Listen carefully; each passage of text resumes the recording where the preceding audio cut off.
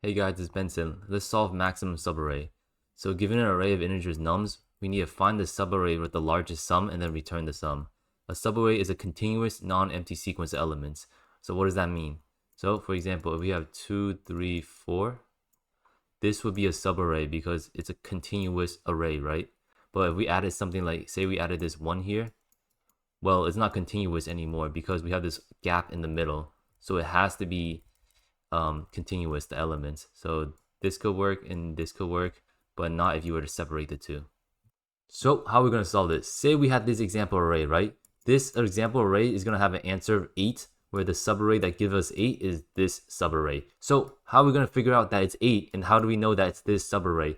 Well, we're going to solve it using something called Godin's algorithm, which I probably butchered, but that's basically what we're going to do. And it runs in actually O of n time, which is pretty efficient. So how does Mr. Godin work? Well, we want to figure out two things. As we iterate through the array, we want to figure out two things. We want to figure out the sum of the current contiguous array, as well as obviously we want to keep track of what the max sum is going to be, right? So let's write that down.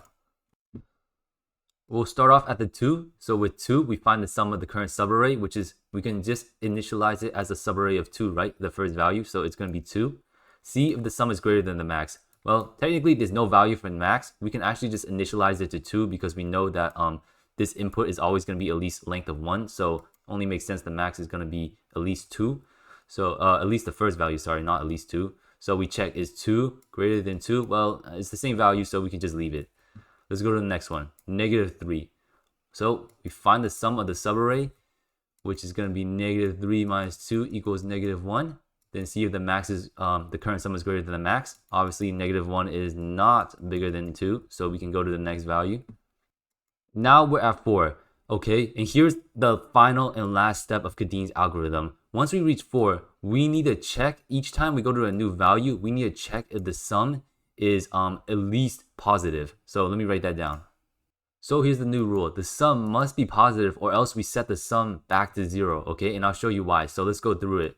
We want to set this sum. We see that it is a -0, so the sum is now set to 0, and then we start going through and doing the next two steps. But you might be wondering, why do we even do this, right? Why should we even set the sum to 0 if it's negative?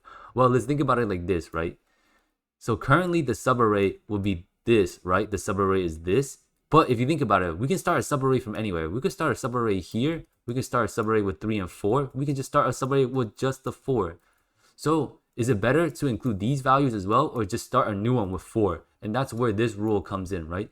If these two last subarrays equals to -1, why would we bother starting with these new values? Why wouldn't we just start at 4? If we just started at 4, the new subarray would just start at 0, right? 0 plus 4 equals to 4. If the previous subarrays is a negative number, then no matter what, 4 minus any number is going to be less than just 4. This is a number sign, by the way. Sorry for my writing. Right? That only makes sense. We should just start a brand new subarray instead of using the old one that's only going to reduce our value. So that's why the sum must be positive, or else we can set the sum back to 0.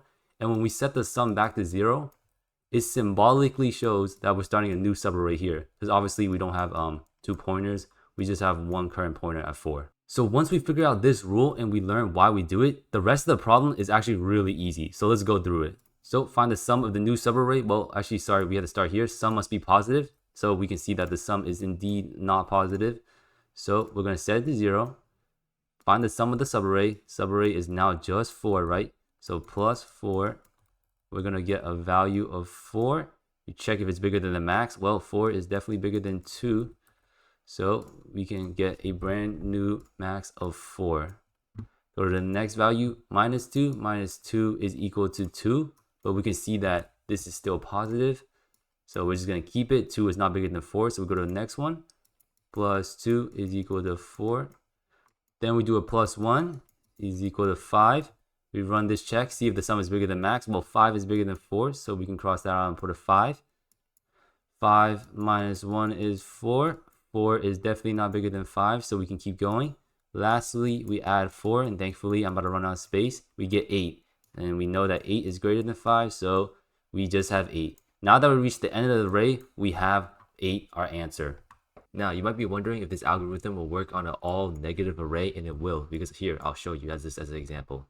So first off, we want to initialize sum and max to just the first value right here. And then let's go through the steps. So first iteration, we get to -10. Well, is the sum positive? No, right? Because the sum is -10. So we can just turn this -10 into a 0. Then next step, find the sum of the subarray. It's just going to be 10, right? The subarray is basically just this value right here. So we can just make it -10. The next step, we see if the sum is greater than the max. Well, -10 and -10 is the same, so we just leave it. On to the next iteration on -2. So we'll set that equal to 0. Next step, find the sum of the subarray, right? New subarray is now -2. The sum of the subarray is going to be -2. Check if the sum is greater than the max, and actually 2 is actually greater than 10, right? So our new max is -2. And then we go to the next step, and as you can see, it's -3. I'm not going to go through it because obviously we know that the max sum is going to be -2, right? So you can see that actually does work for a negative array as well. Alright, let's start writing the code. If you want to know why this looks a little different, because this is actually on neatcode.com, not leetcode.com. This is a great resource for studying LeetCode style questions with the solution all here. So shout out Neatcode, the GOAT. Okay, let's go through it. Well, first we want to initialize what our current and max variable, right? So we actually can't use sum because that's a specialized keyword, and we actually can't even use max either because that's also a keyword. So we can just call it the current sum, set that equal to 0. And then we also have max res. We set that to the first number, right? And now we perform our iteration. So we want to go through each number inside nums. So what do we do in each iteration? Well, let's look at our step-by-step guide, and by following this, we can figure it out real easy. So the sum must be positive, or else we set the sum equal to 0. So let's write that. Okay, next step, find the sum of the current subarray. Okay, that's real easy. We take the current sum and then add it by just a number, like that. And lastly, see if this sum is the new max. And that's it. Look how simple it is. We can just return the max result. So I hope you found this helpful. And if you did, please leave a like and follow for some more. Peace.